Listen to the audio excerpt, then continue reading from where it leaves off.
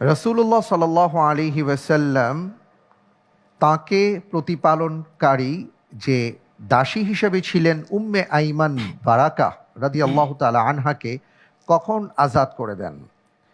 এ, তাঁর মায়ের মৃত্যুর পর, বি, মক্কা বিজয়ের পর, সি, নবুয়ত লাভের পর, ডি, খাদিজা রাদিয়াল্লাহু তাআলা আনহাকে বিয়ের পর।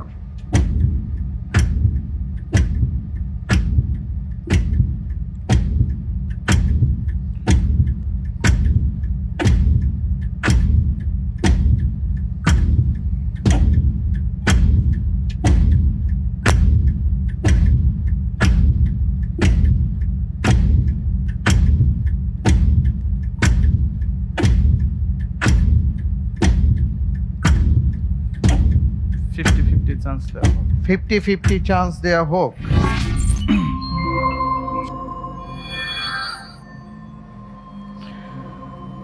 বি, মক্কা বিজয়ের পর, জি, খাদিজা রাদিয়াল্লাহু তাআলা আনহাকে বিয়ের পর।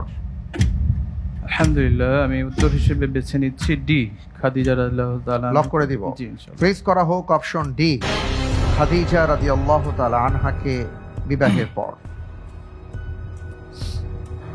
আপনি 50-50 চান্স নিয়ে তারপরে উত্তরটি দেবার চেষ্টা করেছেন। আমি দেখতে পাচ্ছি আপনি যে উত্তর দিয়েছেন সঠিক উত্তর।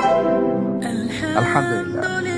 উম্মে আইমান রাদিয়াল্লাহু তাআলা আনহা তিনি রাসূল সাল্লাল্লাহু আলাইহি ওয়াসাল্লামের একজন প্রিয় দাসী ছিলেন, যিনি রাসূল সাল্লাল্লাহু আলাইহি ওয়াসাল্লামকে শৈশবকাল থেকেই তাকে লালন পালন করেছেন, তার সাথেই ছিলেন এবং মূলত তিনি ছিলেন রাসূল সাল্লাল্লাহু আলাইহি ওয়াসাল্লামের মা আমিনার দাসী এবং আল্লাহর রাসূল সাল্লাল্লাহু আলাইহি ওয়াসাল্লাম তাকে অত্যন্ত শ্রদ্ধা করতেন, খুবই বিশ্বস্ত সঙ্গী হিসাবে তিনি ছিলেন। আলহামদুলিল্লাহ।